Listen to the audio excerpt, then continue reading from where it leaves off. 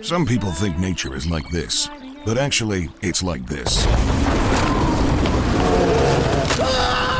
That's why Columbia engineers everything we make for anything nature can throw at you. Columbia, engineered for whatever. If you're a lineman in charge of keeping the lights on, Grainger understands that you go to great lengths, and sometimes heights, to ensure the power is always flowing. Which is why you can count on Grainger for professional-grade products and next-day delivery, so you have everything you need to get the job done. Call 1-800-GRAINGER, click Grainger.com, or just stop by. Grainger, for the ones who get it done. Let the Record Show with Judge Richard Weinberg and Chairman Jesse Garcia. Entertaining and informative. On the Red Apple Podcast Network.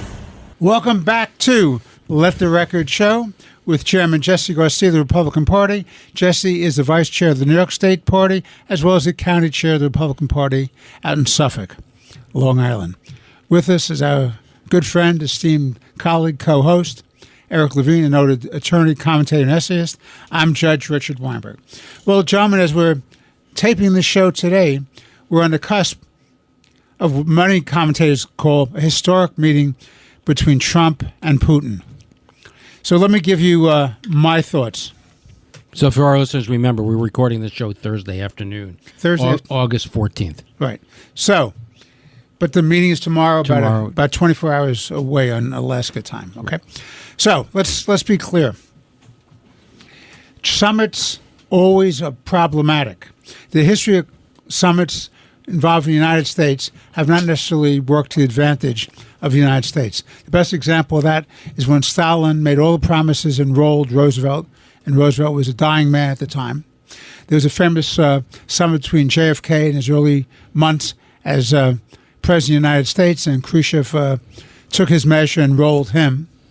Then the good news was Reagan had a summit with Gorbachev and had the good sense and the brains to pick himself up and walk away. And within 5 years, the Soviet Empire and the Cold War was over. The Soviet Empire was destroyed. Cold War was over at that time, for that moment in time. Then we had a summit meeting between Putin and Trump during Trump's first term, which, in my humble opinion, didn't work out so well for either Trump or for the United States. So what are we talking about? What are the stakes? The stakes, well, you could say the stakes are war and peace, but you could also say the stakes are bigger than just a war between Russia and Ukraine, which, remember, everyone, it was Ukraine who's the victim, Russia is the aggressor. We don't want to reward wars of aggression. And a large amount of this problem was because Biden said, well, a little incursion is not such a big deal. Thank you, Joe Biden, for encouraging Putin to do this.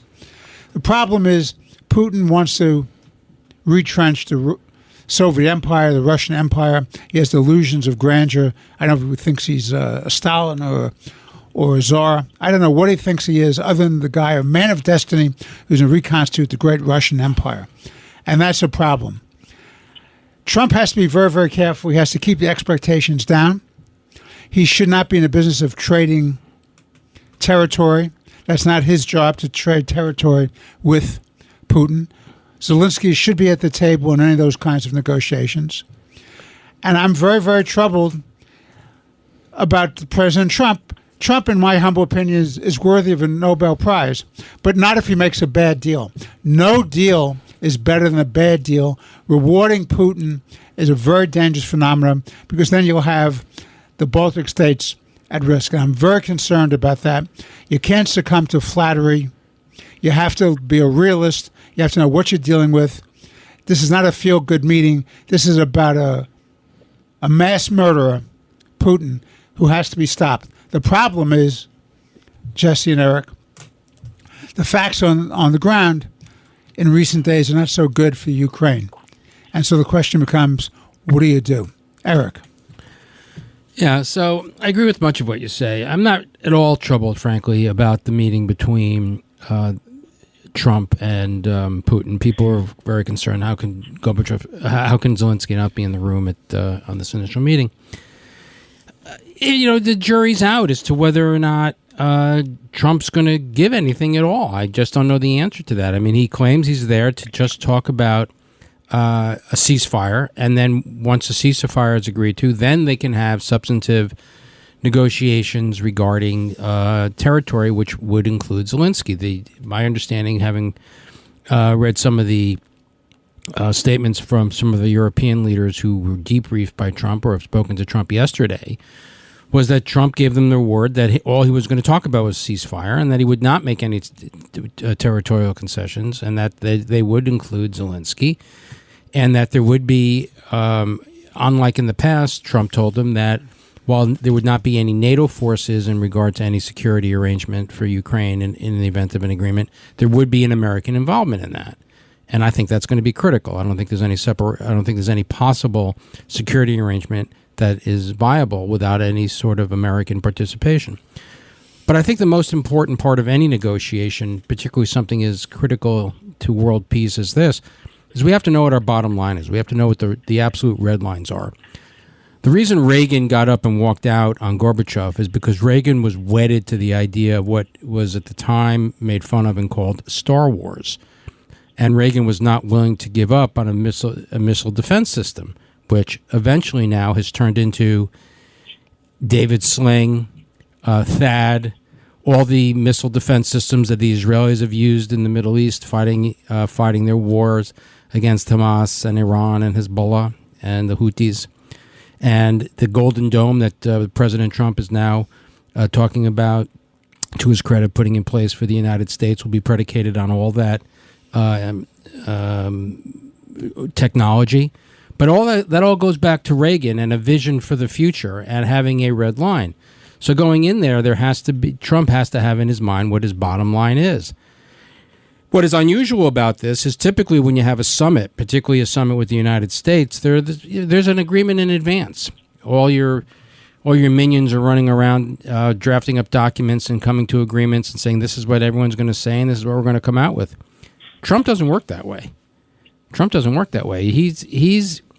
He's going in there, he's kind of winging it in terms of style and approach and what he's going to say and what he hopes for, but only he knows what his bottom line is, and he certainly hasn't shared it with us. I mean, Richard, to your point about not making any sort of territorial concessions to Putin, remember, Putin is asking for not just territory that he's conquered, but even more. He's asking for territory in the Donetsk that he has not been able to conquer. And why is he even in this position at all? I mean, you have this is where Ronald Reagan, Peace Through Strength, and his vision of how to deal with the Soviets and enemies is so critical. When Putin took Crimea, what did Obama do? Does the word nothing leap to mind? He just gave him Crimea. Now, I'm not saying that the United States should have gone to war with Russia over Crimea, but he had tested Obama's mettle, and he saw that he was a paper tiger. He was a weak noodle. He was a complete weak noodle. Of course, the Syria capitulation and the red line there didn't help. And then in the wake, of course, Biden's catastrophic surrender in Afghanistan made it very clear, and to your point, his statement that a minor incursion would be okay, was a green light. What President Trump really needs to do, in my opinion, is, in addition to going in there with red lines and just walking out if he doesn't get them, is to let Putin know that he will pay a very heavy price if there is no ceasefire. What has brought Putin to the table at all is this idea of secondary sanctions. We have put our relationship with India on the line, and the American-India relationship is really critically important, particularly in confronting China and in confronting radical Islam. India is a critical ally in that, but President Trump, and I think he correctly, has assessed that stopping Putin has to be a top priority. And India is one of Russia's top purchasers of Russian oil. And if the Soviets can't sell if the Russians can't sell their fossil fuel, if they can't sell their oil, they have no economy. No economy. So if India can't buy Russia's oil, if we put secondary sanctions on China and they can't buy their oil, and Brazil can't buy their oil, or South Africa can't buy their oil, and if you put all that together, it spells BRICS. That's exactly right. So let's Which, keep. by the way, is part of a longer strategy, I think. Right. So we have to be we have to be looking to break up BRICS: Brazil, Russia, India, China, and South Africa. That group together is trouble. We really need to start, and this is an opportunity to break that up. We want to separate India from Russia, and we want to separate Brazil from Russia, and we want to separate South Africa from Russia, and if possible, separate China. But the top goal here needs to be to destroy the Russian economy if Putin doesn't agree to the ceasefire. But I think really what it comes back to is when Donald Trump governs in a Reagan-like manner, in a traditional Republican manner of peace through strength, he succeeds. And I encourage him to adopt that philosophy going into his meeting tomorrow. Jesse, your thoughts? Yeah, just to remind our listeners again that this show is being taped 24 hours before the summit takes place in Alaska between Putin and President Trump. But Eric actually spoke to the point that I was going to bring up. One of the things that I believe President Trump has, and is something we discussed last week, and we discussed with one of the authors of the bill, is the secondary sanctions. The fact that tool that he has in his toolbox, I think, is going to play very, very strongly in his dealings with Putin at this summit. I'm not sure what's going to come out of this. I think that the White House going into this has already lowered expectations, using language that the president's there to listen. I think it's also important to note that while he's winging and his diplomatic approach is different, I believe it's for two reasons, and there are two tracks. Number one, there have been numerous conversations with Putin over the phone that, as we know, things were said, assurances were given, statements were made by Putin only for them to be reversed through actions of drone attacks in Ukraine and the loss of civilian life hours later in some cases. The other part of that is that we see that he's speaking out of both sides of his mouth. And I do believe that this President Trump, is someone that needs to look someone in the eye. There's a feel he has. And talking about governing and using diplomacy like Reagan, I believe that's exactly what he has demonstrated in his short 8 months as president here. And every deal that he has reached has been successful. Hopefully this one will be too. We don't know, because we're dealing with a nuclear power. We're dealing with a nuclear power that you have all said to me and have said to our listeners and have reminded us that they have no care for life. They don't care for the life of their own troops, their own people, and certainly they don't have the care for the troops of other nations that have been coming in to support them, like the North Koreans. So it's going to be an interesting balance there. But I think it's important also to note that as going into this, I think the White House has lowered expectations, but has done the right thing, has spoken to our European partners, the UK, Germany, as they move forward. Spoken to Zelensky in one of the last conversations that President Trump said he's going to be having before he sits with Putin is with Zelensky. So I think that it'll be interesting to what, on Sunday when this airs, what comes out of it. I think that if a ceasefire comes out of it, it's going to be a success, because first you got to get these people to the table. And what we have to also understand is that unlike Iran, who was a budding nuclear power, we're dealing with a nuclear power broker and someone that does not have any cause or care for life, either their own people or those around the globe. And he's a bit of a madman. I mean, this is a manipulative individual that ran the KGB for years, and really it's the KGB running Russia right now. But the steps that President Trump has taken to lower expectations going in, to speaking to his European partners, to exchange with them the importance that needs to be raised at that summit,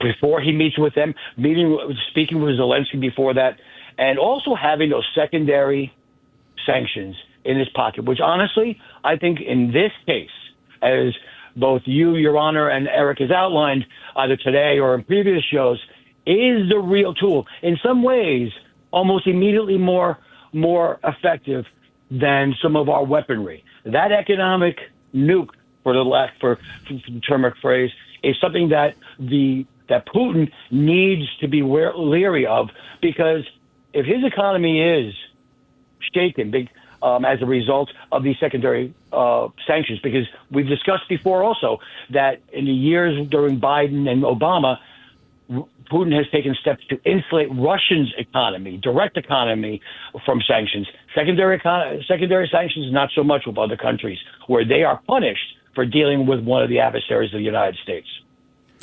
Yeah, Jesse, I would just make one little... I agree with everything you said, but the one little caveat I would have is there's a difference between dealing with a nuclear Iran and dealing with a nuclear Russia. Iran and Russia have very different worldviews. Russia, mutually assured destruction, was put in place because the Russians understood and we understood that if one were to attack the other, the world ends, the end of the world. But both of us have an instinct for survival. So it is a true deterrent when you deal with the Russians, or before that, the Soviets. With Iran, that's not the same. They have a very different view of the world. They'd be perfectly content for the entire world to be destroyed. So the concept of a mutually assured destruction with Iran doesn't work. Eric, I don't disagree with you. My reference was the fact that Iran was a budding, maybe I shouldn't have said a budding nuclear power. It was seeking to become a nuclear power and maybe was weeks or days away from it, maybe months away from it. The issue with MAD, and I agree with you, MAD, mutually assured destruction, is a tool that kept the Soviet Union and the United States at arm's length before pressing that button. It was the ultimate act of deterrence. I'm just not sure that the madman that runs Russia understands that like his predecessors do. I believe that he will be more apt to press and engage his nuclear forces far faster than his predecessors did. For one reason or another, it's just maybe it's from someone who's not as informed or just is looking at this from the outside. His conduct is not like those of his predecessors or that of someone with common sense and an understanding of human life. Yeah, I think I just don't agree. I think that he is a traditional Russian in this respect, and the Russian approach is you press in the knife, and if it's soft, you keep pressing, and if you hit steel, you stop. I want to raise another point to both of you gentlemen, which is there's real value in having a ceasefire. The obvious value is the end, at least for a short period of time, of the destruction of human life, destruction of territory, destruction of infrastructure. You have to be very careful, especially, for example, the nuclear plants that are in Ukraine, that they don't get hit and you don't have a catastrophe in Europe because you've hit a nuclear plant with that kind of fallout. But the other point about a ceasefire is it gives each side an ability to regroup, to reconstitute, to take a breather, and then to go back at the war.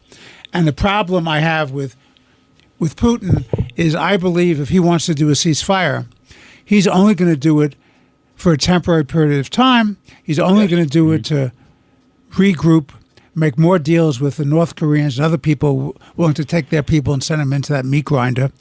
But the point is that this is a dangerous situation. It's not a victory. A ceasefire is not a victory for the good guys. Well, that's my concern. Yeah, I think the response to that is that while he's doing that with North Korea, we should be flooding the Ukrainians with all the weapons they need. That we should be rearming them as much as we can and as quickly as we can to give them whatever weapons they need without putting limitations on the use. So in the event that the ceasefire falls apart, Ukraine's ready to fight Very back. well said. And in fact, one of the great failures of the Biden administration, amongst many, besides inviting them in with a small incursion nonsense, is the fact is that they hamstrung, and they did this, by the way, with Israel too, they hamstrung the efforts of Ukraine to defend itself. So, we'll give you this, and then they slow walk the defensive equipment. And then they said, well, you can't use it and hit the territory inside Russia. Well, when you do that, all you're making Ukraine be is a punching bag to the aggression of the Russians. Because they kept making this inane argument that we have to de-escalate. So all that... what does de-escalate mean? It meant that Russia's on the go and Ukraine's on the downhill. Exactly. So because we were so afraid of Russian escalation, we rendered ourselves inert But what the Israelis showed and what Trump showed when we attacked Iran, you have to make the enemy afraid of your escalation. Exactly right. I couldn't say it better. This is Let the Record Show with Chairman Jesse Garcia of the Republican Party, noted commentator, essayist, and attorney Eric Levine. I'm Judge Richard Weinberg. We'll be back in about a few moments.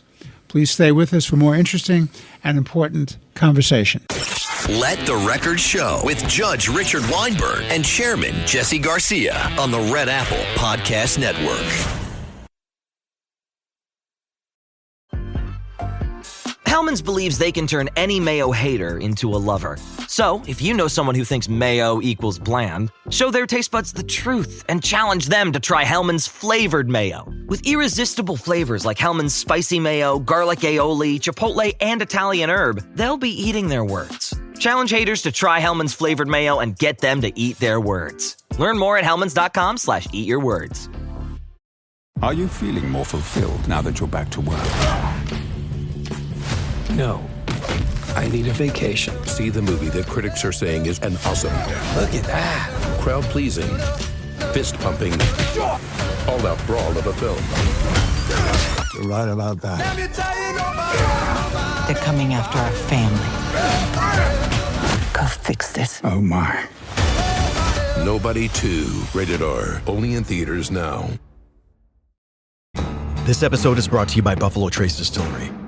Powerful yet smooth. Contained but never tame. Proudly going their own way, but never going alone. This is the spirit inside Buffalo Trace Bourbon. Made at Buffalo Trace Distillery, the world's most award-winning distillery. Buffalo Trace is always perfectly untamed. Distilled, aged, and bottled by Buffalo Trace Distillery, Franklin County, Kentucky. 90 proof, 45% alcohol by volume. Learn more at buffalotracedistillery.com. Please drink responsibly. This episode is brought to you by Wayfair. Podcasts follow us everywhere. Whether you're cooking in the kitchen, chilling in the living room, or pretending to fold laundry in the bedroom. And with Wayfair, every one of those rooms can tell a story of its own. Their curated collections of furniture styles and prices make Wayfair the trusted destination to turn your home into your happy place. Shop everything home at wayfair.com with free and easy delivery straight to your door. Wayfair, every style, every home. Let the Record Show with Judge Richard Weinberg and Chairman Jesse Garcia. Entertaining and informative on the Red Apple Podcast Network. We're back on Let the Record Show with Chairman Jesse Garcia of the Republican Party. Jesse is the Vice Chair of the New York State Republican Party and the County Chair of the Suffolk County Republican Party. With us is our good friend, co-host, Eric Levine, noted commentator, essayist, and attorney. I'm Judge Richard Weinberg. So, gentlemen, I want to switch gears. I want to switch geography, but it's all related because we're talking about worldwide problems. But let's focus the geography now on Israel and the Middle East. Now, I submit to you that Israel has very difficult choices to make in an ever-increasing, ever-growing hostile world. And that world and those people out there in Europe, United Nations, all across the world, they've lost their moral compass, and they're rewarding the aggression of terrorists. And I'm very, very concerned about that. And related to that is a whole issue of this Islamist fascism, which is on the rise worldwide, and what do we have to do to overcome this growing threat to human freedom and Western civilization. To me, what people don't seem to understand is that Israel is really fighting the fight for Western civilization. These people in Europe who keep trying to put pressure on Israel to fold when it's still under an existential threat don't understand that Israel is their first line of defense. These people are not capable of defending themselves. In fact, they open up their borders and they have incursions into their territory where you have cells working against them to undermine the fabric of Western civilization. This is a dangerous world out there. They need Israel to protect them, and these fools do not recognize that by undermining Israel, they undermine their own position, and they're weak internally as well as externally. Eric.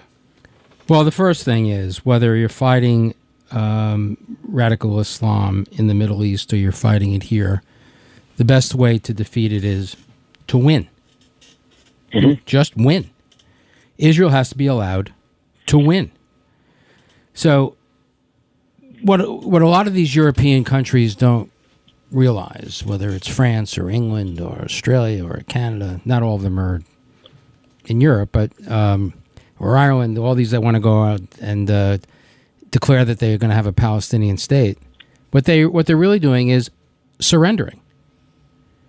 And we were talking off, between the segments, and Jesse made a great point that, how rich is it that the Europeans are so concerned about somebody like the United States dictating to them what their national security is and what borders should be, but here they are trying to dictate to the Israelis what their borders should be by recognizing, the Palestinian state.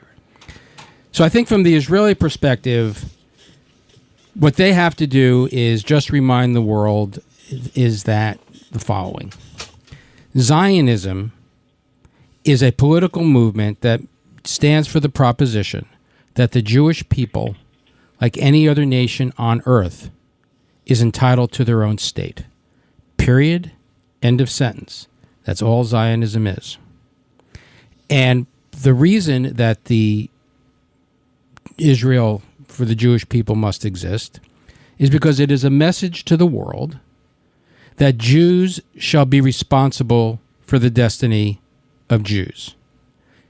Not England, not France, not Australia, not Canada, not New Zealand, not Iran, not Egypt, not Russia, not China, but Israel, the Jewish state, shall be responsible for the safety and security of the Jewish people going forward. And that's why you see repeatedly, when Israel defends itself, Jews die, people get upset, Jews are dead, but whatever you do, don't fight back. The Israelis have to just ignore all that crap. They just have to funnel out and filter out all that noise. Just go and win. And as it relates to us here in the United States in taking on the radical Islamic fascists like Hamas, like the Iranians, like Hezbollah, like the Houthis, like the Muslim Brotherhood, like the Social Democrats of America, ZOHRAN MAMDANI in particular, is we have to stop teaching our children that Western civilization is bad. We have to start teaching our children that Western civilization is not just good, it's morally superior to radical Islam. And it's worth fighting for. And American exceptionalism and America are worth fighting for. And to do that, we have to get social justice and diversity, equity, inclusion, and that agenda out of our schools, out of our boardrooms, out of our colleges and universities, out of the halls of Congress, out of the executive branch, and out of the Democratic Party, frankly, because they are self-defeating. These concepts of diversity, equity, and inclusion are un-American, they're anti-Semitic, they're unconstitutional, and they are counter to Western civilization. Because Western civilization invites debate. It invites solutions to be resolved peacefully, as opposed to the radical Islamists who want to take over the world and are perfectly prepared to engage in mass genocide. And unless and until we're prepared in the United States and in the West to stand up and say, we believe that Western civilization and the Judeo-Christian ethic is morally superior and worth fighting for, and we will fight for and defeat radical Islam, we're going to die. We're going to lose. We're seeing it across Europe. There are whole sections of France that not even the French police will go into because they're afraid. There are whole sections of England. You have a mayor of London that has made London almost unlivable for people who believe in Western civilization.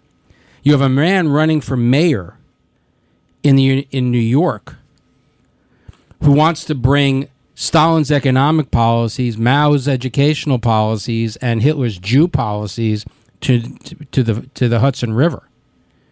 And where are we? Why aren't we standing up to this? There are some people who are, but then if you look at the Democratic Party, it no longer is the Democratic Party. It is the Democratic Socialist Party. It's a socialist party. It is taken over the Democratic Party. They have taken over the party. And to the extent that any traditional Democrats still survive, Chuck Schumer is their leader. What more do we need to know? The guy is a hollow shell. He has no moral compass. He's morally bankrupt. When they show up on college campuses and scream, from the river to the sea, globalize the Intifada, kill the Jews. Where is he? Where is he? This is the same guy who yesterday started calling out Trump for bringing in the federal government to make D.C. safe, and Chuck Schumer made the grand announcement that he never feels unsafe in D.C. The guy is surrounded by armed guards, right? And he won't speak out to protect, his fellow Jews in the United States. But Trump is just making all this up. So if Chuck Schumer is the leader of your moderate wing of the Democratic Party, good luck to us. Good luck to all of us. I mean, I saw an interview I read of an interview with Pete Buttigieg, who is probably going to run for president, God help us, who announced that he believed that if he were president, that he would recognize a Palestinian state, and he would have voted for Bernie Sanders' resolution in the Senate withholding weapons from Israel in the war of national defense. This is what you're going to see more and more of in the Democratic Party, because there are two kinds of Democrats right now. There are the communist Jew haters, and then the other wing of the party is those who are afraid to stand up to them. That's all there is.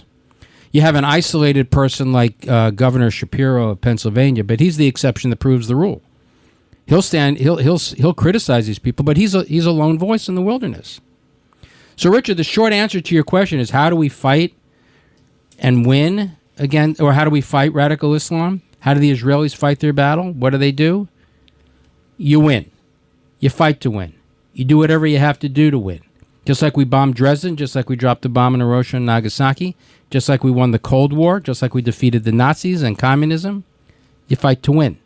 And after you win, as Churchill says, the winner writes the history. Let's write our own history. Well, Jesse, I'm going to turn this over to you for your views. I just want to raise this issue. I want you both to think about it. You can address it. This is the problem. They have to win. I agree with that. But the world is saying, stop now. Don't go into Gaza City. Leave it alone. Ignore them. Okay. And I believe that's a terrible situation. That's what I call the difficult choice. Because Israel never wanted to be an occupier of Gaza. That's why Sharon gave it up. The fact of the matter is... It was a terrible mistake. I think it wasn't a terrible mistake. And I happen to have been in Israel at the time, and I was talking to Israelis, asked me my opinion. I said, it's not my country, but if I had a voice in this, I wouldn't do it, because you can't trust these people, because they don't want to coexist with you. They want to take over all of Israel and go for, literally, before they were talking about the river to the sea, that's what they want. They want to exterminate the Jews in Israel. They want to take it all over. So I think that's a real problem, because the more they go in and use force, the more you have these blood narratives, these blood libels that, the Jews are committing genocide against the people, they're starving the people. It's a bad situation, and this rallies. Well, not just a bad situation, they're lies. They're lies. Okay. They're not just bad situations, they're lies. It's okay. Jesse, your turn. First, to our listeners and those common sense Democrats that have been abandoned by the Democratic Party right now, this is a public service announcement. Simply go to www.suffolkcountygop.com. You can re-register as a Republican and then join a party with Reagan Democrats, the Trump-Reagan Democrats that make them comply base. And because we all think about the same thing about safety and affordability. So that's my public service announcement. Well, thank you very much. Thank you. Number two, it really comes down to the way to fight this is what both of you have said. Eric introduced it. Just let them win. That needs to be done. For 4 years, Israel was being held back, not by a partner in the United States, but by an obstacle in the United States. That changed with the Trump administration. And it did not change for political reasons, because these were the same actions and the same philosophies that were undertaken under the first Trump administration in the 45th, when he served as the 45th president of the United States. We were speaking a little bit off air, and I wanted you all both have really outlined what needs to be done in terms of fighting this Islamic manifestation that's being allowed. Let's not forget that one of the reasons why we believe, and we can see that you have nations like Ireland, France, and the United Kingdom saying that there should be a two-state solution, Canada as well, is because when you have no borders, you have no nations. And this has allowed an unchecked migration of this type of an attack and assault on the Western civilization to come migrating through the European Union and all these countries. But let's look at Europe and its European leaders and the hypocrisy of these leaders. Ireland, United Kingdom, France have stated that there should be a two-state solution, basically checking and placing another obstacle in the survival of Western civilization and of Israel directly. Germany, which I'm very surprised of, then started rattling about the fact that they were going to suspend the sale of arms to Israel if they did not begin stopping their discussions about occupying the Gaza, something that they don't want to do but may be forced to do. Now we turn around to our first segment, where they're dictating to the United States and telling the United States, or attempting to tell the United States, what's important to them in any type of broker deal between Russia and Ukraine. It took the Trump administration to bring these European leaders kicking and screaming to a higher level of activity there when it came to Ukraine. I think the problem here is that you have leaders in the European Union and European leaders speaking at both sides of their mouth.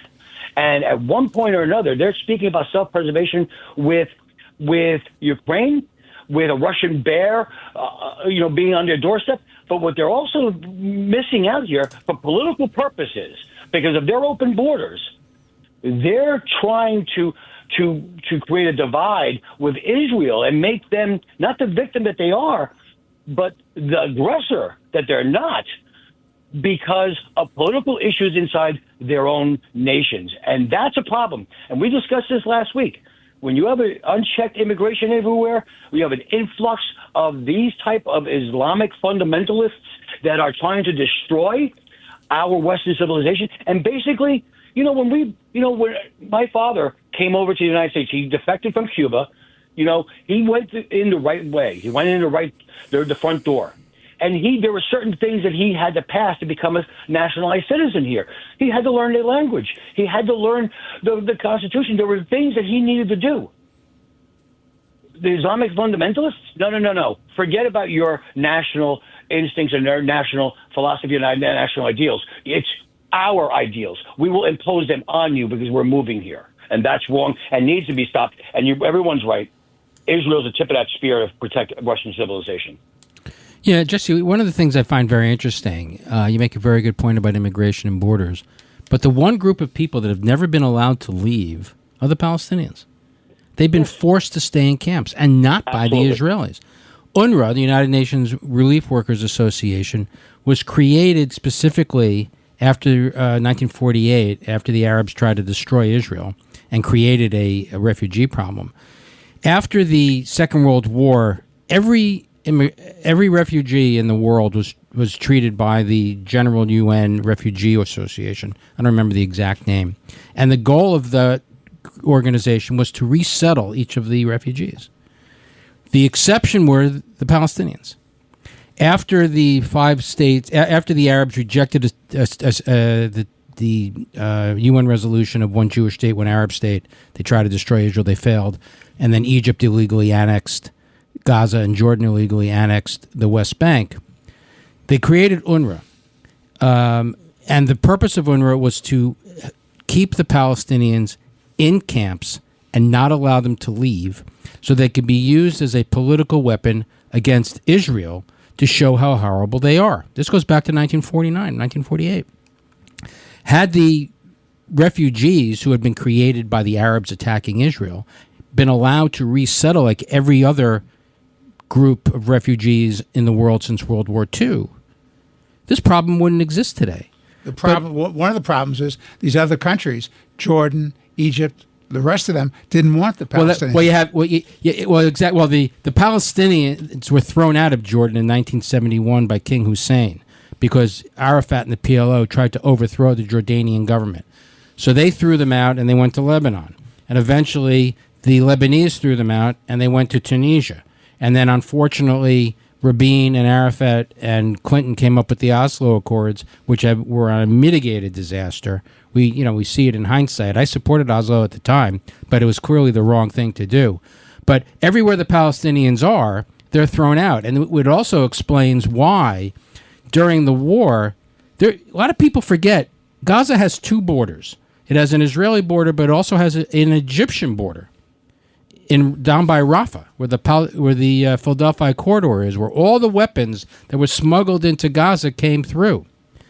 When the war started, Egypt refused to open the border. We refused to allow civilians into the Sinai for food and relief and housing. They forced them to stay in Gaza. This humanitarian crisis that everyone is so upset about could have been solved had Egypt agreed to open the border to civilians. But they refused. Hamas wouldn't let them out. And Hamas wouldn't let them out.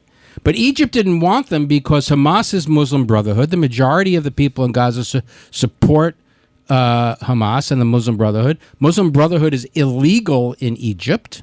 It's illegal in Saudi Arabia. And it's a threat. And it's a threat to their survival. Exactly. It is an existential threat to all our Sunni Arab neighbors, our friends and allies, and not just to the Israelis. But the point is that while all these other people from Syria, they were allowed to immigrate, from Iraq, from Lebanon, anywhere in the Arab world, you wanted to go immigrate to Europe, Angela Merkel opened up the borders and just allowed them to spread through Europe, and we've seen what's happened because of that. The Palestinians are the one people that were not allowed to leave. And why? Because they wanted to be used. The UN and the Arabs wanted to use them as a political weapon against the Israelis. And this manifestation of the alleged starvation that's going on in Gaza, to the extent there's any starvation, it's because of Hamas. It's directly at their doorstep. It's because it is because precisely of the they can't win the fighting war, so they want to win the PR war. And these people, these poor unfortunate civilians, since 1948 have been nothing but a political prop to be used against the Israelis. All right. This is Let the Record Show with Chairman Jesse Garcia, the Republican Party, noted attorney, commentator, and essayist Eric Levine. I'm Judge Richard Weinberg. We'll be back in a few moments. Jesse, we'll begin the third and final segment for your thoughts on what Eric and I have just said, and then we'll move on to some domestic issues here in the United States. Please stay tuned. We'll be back in about a few moments for more important, interesting conversation. Let the Record Show with Judge Richard Weinberg and Chairman Jesse Garcia on the Red Apple Podcast Network.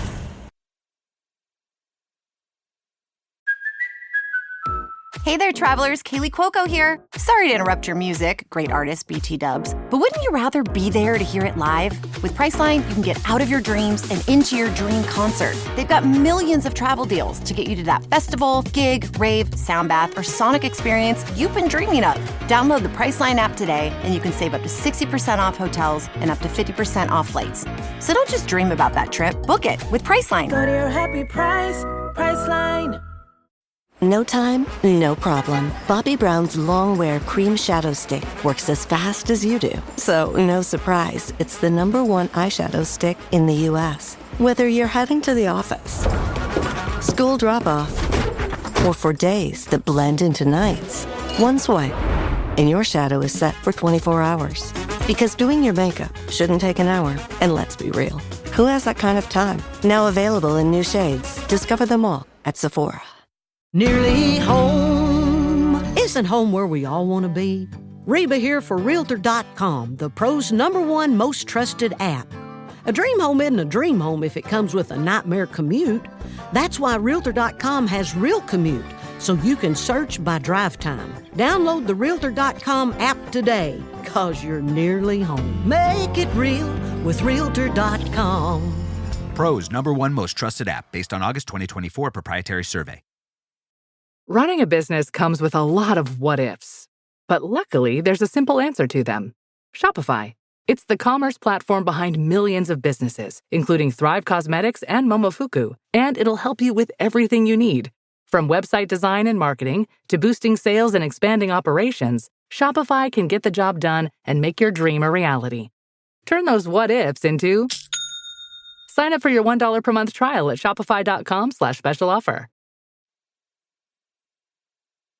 Let the Record Show with Judge Richard Weinberg and Chairman Jesse Garcia. Entertaining and informative. On the Red Apple Podcast Network. Welcome back to Let the Record Show with Chairman Jesse Garcia of the Republican Party, noted attorney, commentator, and essayist Eric Levine. I'm Judge Richard Weinberg.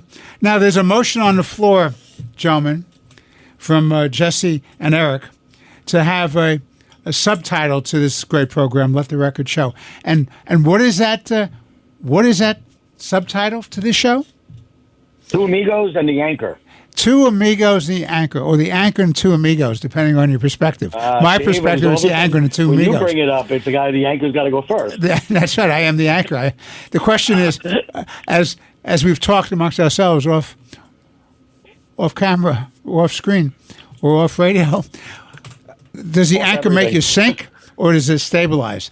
Depends on your mood, Jesse, and Eric's mood, and every week it's different. You stabilize this, my friend. You stabilize it. Okay.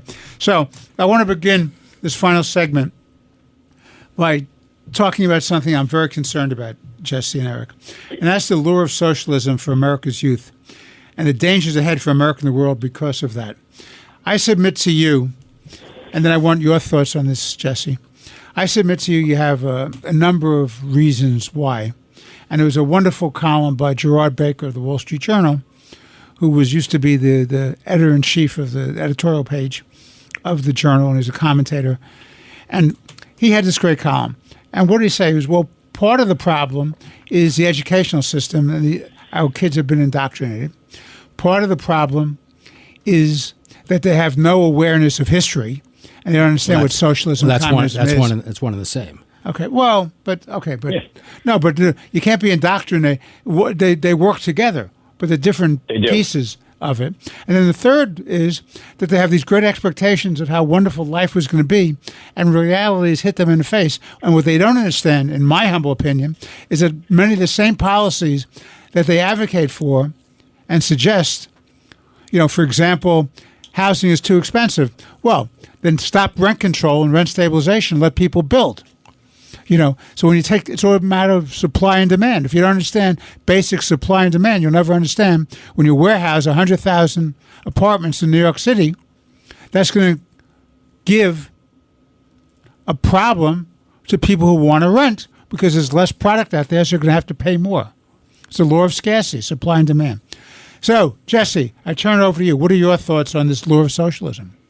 Well, the lure of socialist history to the youth, as a Republican chairman, I would jokingly refer to the fact that, to get the youth, I always said the youth in high school and college, they're liberals until they start paying their first mortgage payment or they start paying their first round of taxes. Then they become Republicans in my belt. But honestly, what we're seeing here, and you touched upon it, I do believe that there's two reasons here. Maybe three, excuse me, and I'll go through them quickly. Three in my mind, two in Eric's. Okay. Yeah. The number one, I think this is the danger of, we touched upon one of them. One is in the education system. I'll get to that. But here is where I do think that social media is dangerous. It promotes and gives these type of false possibilities or falsehoods of how we can do prosperity by doing nothing, by just sitting behind a keyboard and doing that. That's a problem, but I think that is manipulated and used by the second part of this. Sometimes these instruments of socialism in our youth we have to give it to them, they're good messengers. They're not challenged. The mainstream media doesn't challenge them. Their opponents don't challenge them or don't take them seriously, like what happened in New York City's primary for mayor, where I don't believe that Cuomo took MAMDANI seriously until it was too late. You know, they don't take him seriously, and they're able to be a wonderful messenger. Because who would not want free stuff? Why not be just sit home and get free housing and get free transportation and go to city-run grocery stores and get free food and have people do this? I mean, I guess they say youth is wasted on the young, and maybe I was that. I believe no. By the way, Jesse, how did all those promises work out in the country of your forebears, Cuba? Exactly. It failed. Now, that's the problem where it comes to where you opened it up. I do believe this is the problem of our educational system, in that we're not instructing, we're not teaching any longer. We are seriously indoctrinating our young people. We're not letting them know the true history that's going forth, how this nation became what it became, the trials and tribulations that it reached, how the Industrial Revolution helped pave the way for the economy that we have, how the United States was not a superpower at one point. It was an isolationist type of nation, and it had to become a superpower from World War II on, and stayed there, won the Cold War, the benefits of hard work. Here's the other thing, this wokeism that has instructed us, the socialism that, you know, you're entitled to this, that because you have a phone that has access to more gigabytes of information in that palm of your hand than we had when we were growing up, it's wrong. I think Ronald Reagan said it best when he was having a debate with college students during riots in California as the governor of California. You know, they said to President Reagan back then, and then Governor Reagan, that, you know, he can't communicate or relate to the youth of the 1960s that deals with computers, that deals with people going to the moon, and deals with the changes that came here. And his response was perfect. He could relate to him because it was his generation that built it. And that is where learning our history and education being about true reading, writing, arithmetic, social studies, about our history, going back to the basics and fundamentals, is what's truly, I believe, sending our students afar, and thinking that this free stuff is tangible. But what the people like MAMDANI and all those that promote this type of garbage never tell anybody is that someone's got to pay for it. And there's not going to be anybody here to pay for it. You know, the businesses are going to leave our city, our state. The workers are going to leave our cities and our states. Our organized labor partners are not going to have work to do because there's no money to fund construction or infrastructure, because we're going to fall under the collapse of this socialist system. For me, it's truly a good messenger for bad policies. It's social media being a dangerous tool that can easily manipulate the young. And also, it is the fact that our teachers and our schools are now indoctrinating instead of instructing.